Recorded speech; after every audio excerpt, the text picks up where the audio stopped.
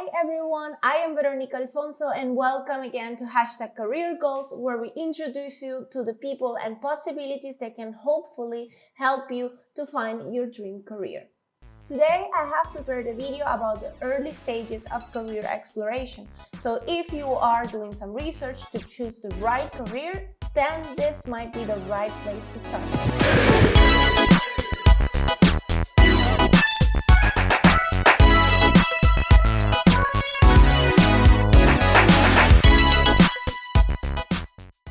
So make sure that you identify what are the no-goes for your career, for your next career. So the other day I read something that I think is really true, and it was something like shopping for one outfit that you're gonna wear for the next 10 years. And of course, if you're gonna do this, you might as well go through some research. You would go online and check what's out there, what are the possibilities out there. You would get some advice from some experts and also your friends. You would ask, what do you think about this? So only after this, you would choose what to wear for the next 10 years. And it's the same, of course, with a career. And although in real life, you're not going to do this probably for a pair of jeans, you would do it maybe for a house, and if you're buying a car, and for something that it's impacting you financially a lot. So before you start a more in-depth research, you should have a list of all the things and all the careers that you are curious about. When I mean curious about, is like even if the friend of a friend once told you that they are into marketing and they are working for a really nice company and they told you all about it and you found it so nice and so cool, put it down. Marketing. Because you really don't know what it is about until you do some research about it, until you talk to some people about it. So even if you think it's pretty cool, what's the harm? Let's just put it down on the list.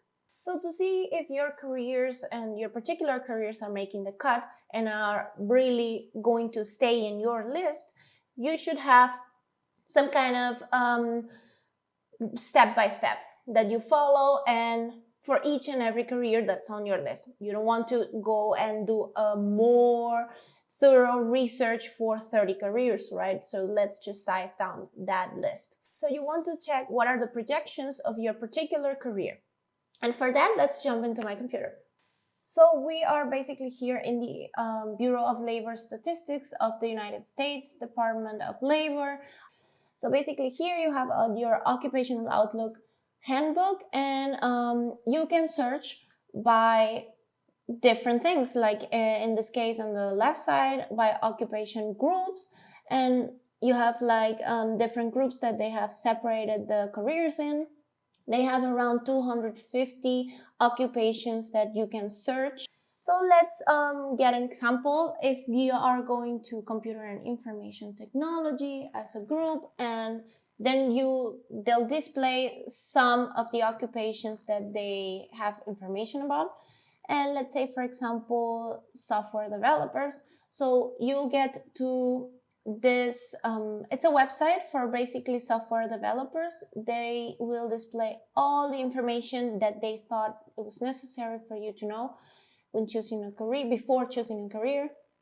You'll get what they do, their work environment, how to become, in this case, a software developer, payment, job outlook, state and area data, also similar occupations, and even a video about it. So to take a deeper look, I think it's really important if you check the payment and, of course, the job outlook for this particular career that you are researching in this moment. Remember, you have a list and then you choose one career at a time, and then you go online and do some research about it to see if it makes the cut.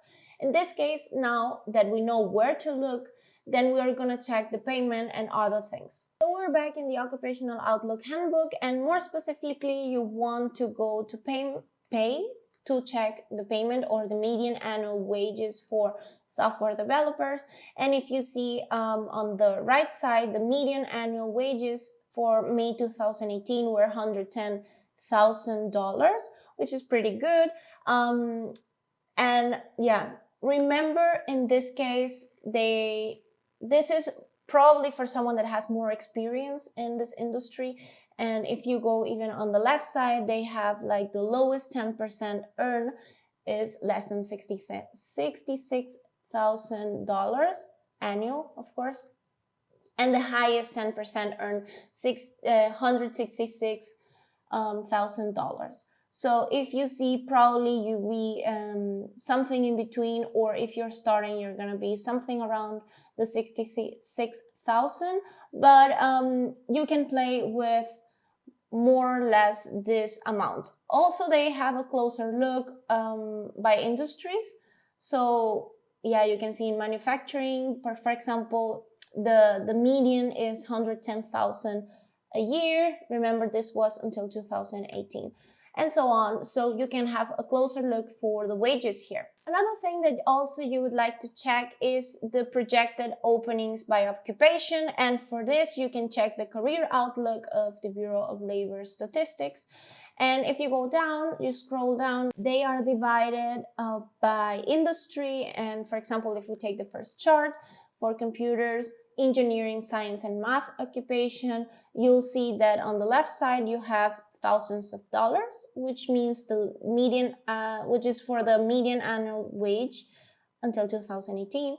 And on the bottom, you have the annual average openings projected. This is projected from 2018 till 2028. So if we go on the chart, you'll see that you have on the really left, right side, software developers. So the median annual wage was $105,000, and the job openings projected are 134,000 jobs. So this seems to be quite a lot of job openings. So if we compare it to, let's say, this one here, which is also for computer and information technology, but more specifically for computer systems analysts, then you'll see that it's basically half of the openings projected. So if you want to go for less than that, probably this is going to be an occupation where there are not going to be many openings for the next 10 years. It's not impossible to get a job in this occupation. It's just that it's going to be maybe a bit harder for you to get in the industry, but that doesn't mean that it's impossible, of course. So the third thing that probably you want to consider is location. So are you willing to move? If your dream career is somewhere else in the world, or the hub for that career is somewhere else in the world, are you willing to move from that city that you are currently living in? Let's say, for example, in Munich, you have a really strong automotive industry. So if your dream is to work with cars, engineering, or design, or any other area in the automotive industry, probably Germany and probably Munich could be a really good option for you. So if you're living in any other city where the automotive industry is actually not so strong, are you willing to move to Germany? Are you willing to move to these other places where the automotive industry is really strong? So let's say, for example, we're here in the occupational employment and wages, and we want to check the geographic profile of it. So on the green one, we're going to see this green map, that has a lot of shades of green. We're going to see that the highest employment level for this particular occupation. And then you have this map that has red all over it, and is the highest concentration of jobs. Here, of course, if you go to the darkest one, you're going to have more concentration of jobs. It means that if you go to this particular state, the options or the probabilities or the odds, chances are higher that you're going to get a job easier because there's more offer of it. And in this blue one, you have top paying states. So where are you going to get paid the most? So the fourth thing that I think it's really important is the traveling. Is there any travel involved? You have to take also this into consideration, because there are some jobs where traveling basically is part of the job, core part of the job. Are you willing to travel this much? Sometimes it's fun, and at the beginning probably is fun, but when you're traveling for work, it might get a bit exhausting and monotonous and lonely. So just take this into consideration, and at least if you're willing to do it for the next 5 years until you are senior and expert, and you are willing to maybe get into managerial position.